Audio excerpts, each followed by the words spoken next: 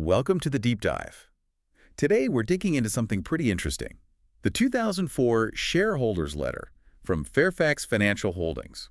Yeah, it's a fascinating one because, on the surface, 2004 looks like a bit of a rough year for them. A bit rough. I mean, the headline numbers, Yeah, th- they're the kind that make shareholders nervous, right? definitely. They reported a loss, $17.8 million.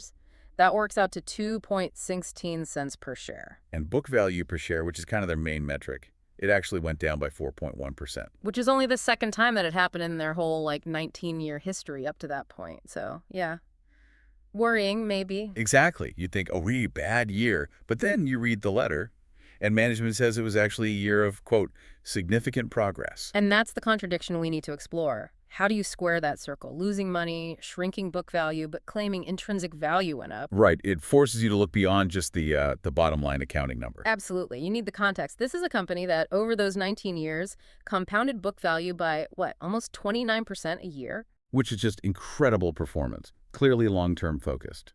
So their claim about intrinsic value, it wasn't just spin. They believed it.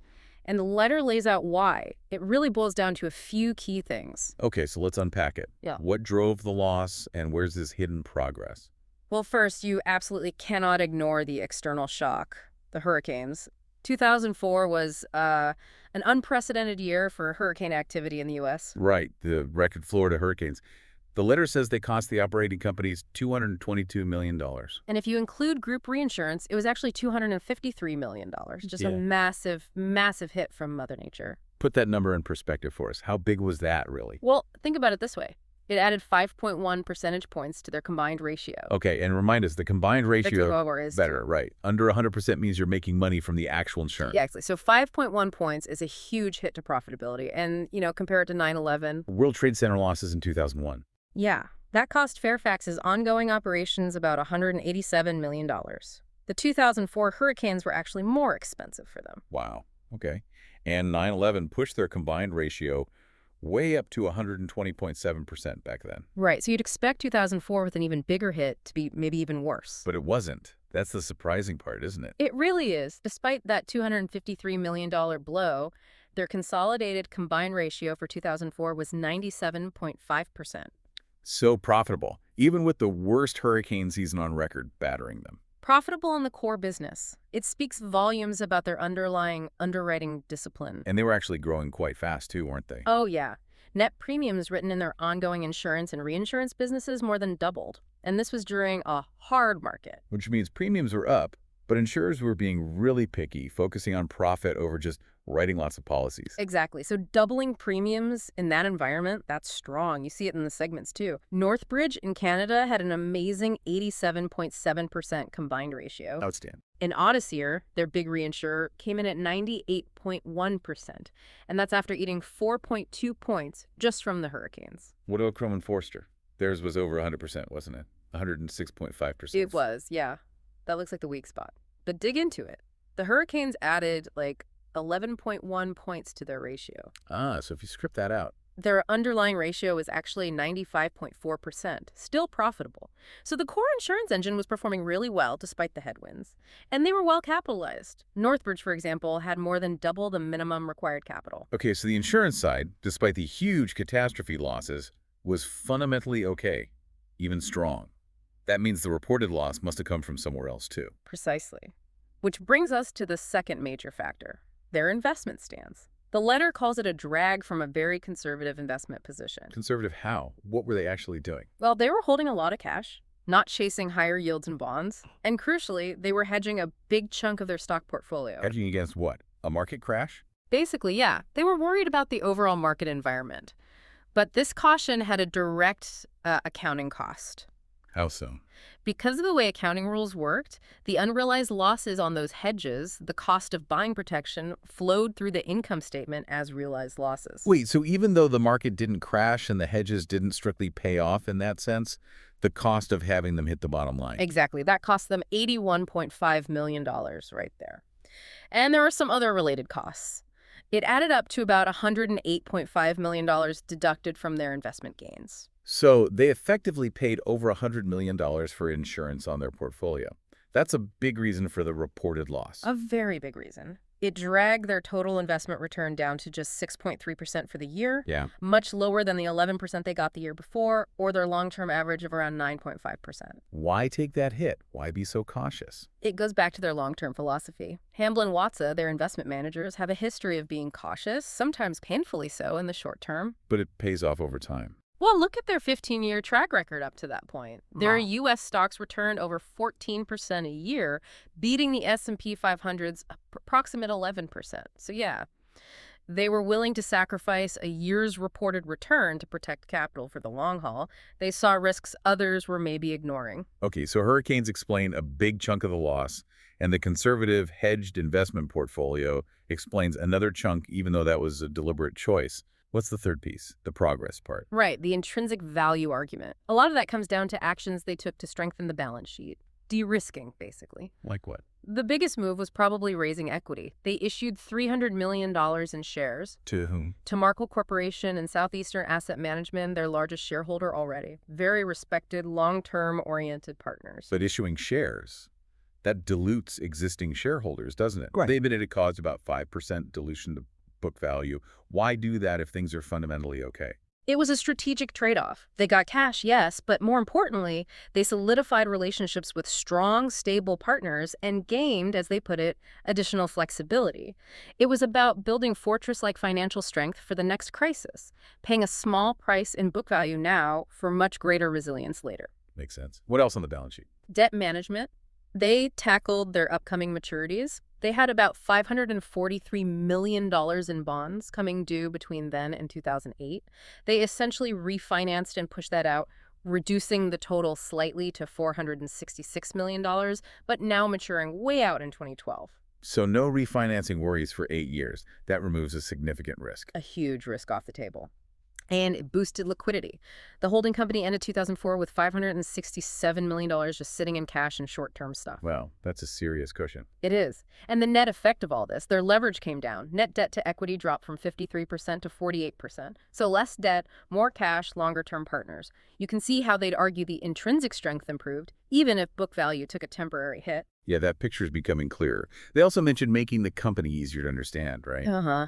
They acknowledged it had become, complicated, lots of subsidiaries. So they started providing segmented balance sheets, not just income statements. So you could see where the capital was actually tied up. Exactly. It showed 64% of their capital was in the main ongoing insurance and reinsurance businesses, Northbridge, U.S. Insurance, Odyssey, good profitable operations. And the other 36%. That was in their runoff operations. Basically, the units holding old books of business, often with legacy liabilities like asbestos claims, that they weren't writing new policies for. Ah, so separating that out gives you a much clearer view of the healthy growing parts versus the legacy parts they just need to manage down. Precisely. More transparency, which also arguably increases intrinsic value over time. Investors understand the risks better. Let's circle back to that investment caution. You said they were worried about the market. What specifically? Oh, the letter lists the whole catalog of concerns. This is 2004, remember? They're worried about high debt levels everywhere, really loose credit standards. Sounds familiar in hindsight. Doesn't it? Also, low interest rates artificially boosting things, massive derivative exposures nobody fully understood, underfunded pensions. They saw a lot of fragility building up. And they drew a specific historical parallel, didn't they? Yeah, a really stark one. They pointed to Japan in 1989. How everyone said the high valuations were justified. It was different this time. And then the market collapsed and stayed down 70% lower even 15 years later. Ouch. So they were genuinely bracing for something potentially that bad in the U.S. or global markets. It seems so, which explains the hedges. They specifically shorted about $1 billion worth of S&P 500 index trackers, SPDRs. $1 billion short. That's a huge bet against the market. Well, yes and no. They weren't just naked short. They also bought call options, maybe 20% out of the money, to cap their potential losses if the market kept roaring up. Ah, okay, so it wasn't a bet to make money on a crash, necessarily. Exactly. It was insurance. They explicitly called it protection against a 1 in 50 year to 1 in 100 year equity market meltdown. They were paying that $81.5 million premium we talked about to protect their entire capital base from a catastrophic event. That context is crucial. It wasn't market timing as much as disaster prep. That's how they framed it, absolutely. And that ties into the final piece, reserve discipline. Especially important in insurance. How did reserves hold up during this tough year? Pretty well at Northbridge and Odyssey, the healthier parts. But the key action was at Crum and Forster. Based on an independent review, they decided to significantly boost reserves for asbestos and environmental claims by $100 million. Whoa, another $100 million hit. Well, here's the kicker.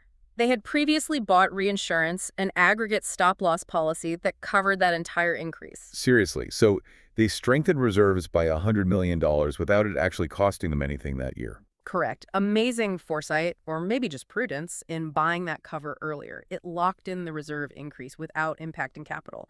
And also, their runoff segment, TIG, saw its reserves hold up for the first time in 5 years, which was a good sign that the cleanup there was progressing. Okay, so wrapping this all up, 2004 for Fairfax. A reported loss, yes, but driven by two huge distinct things. Right. One, a massive external shock. $253 million from hurricanes. Unavoidable, really. And two, deliberate internal actions that cost them on paper in the short term. Over $100 million for hedging the investment portfolio and taking steps like strengthening reserves proactively. While that was happening, the core insurance businesses were actually profitable, with a good combined ratio near 97.5% and growing strongly. And the balance sheet got stronger. Less debt, more cash, solid partners, better transparency. So you see the argument for intrinsic value increasing. They trade a short-term reported profit for long-term resilience and clarity. One last thing, governance. They mentioned something about SOX 404. Yeah, Sarbanes-Oxley. As a Canadian company, a foreign private issuer, they weren't actually required to comply with Section 404, which involves audits of internal controls over financial reporting. It's complex and expensive. But they did it anyway. Voluntarily.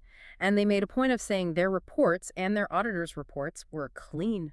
No material weaknesses found. That sends a strong message about transparency and controls, doesn't it? Absolutely. Especially for a complex company like Fairfax, it builds confidence. So the CEO ends the letter saying that despite all the risks they list every year, reinsurance recoverables, ratings, reserves, he actually felt more comfortable about them at the end of 2004 than he had in the previous 5 years. Which is quite a statement after reporting only the second loss in company history. It tells you where their focus was. It really does. So here's something for you, the listener, to think about. This intense focus on defense paying for hedges, raising equity at a slight discount, shoring up reserves, all during a losing year. How does that kind of discipline position a company when the cycle eventually turns, or when less prepared competitors stumble in a real crisis? That strategic foresight, that willingness to absorb short-term pain for long-term survival and eventual opportunity, that's really the core lesson from Fairfax's 2004, isn't it? I think so. A fascinating case study. Thanks for diving into this with us. My pleasure. We'll see you next time on The Deep Dive.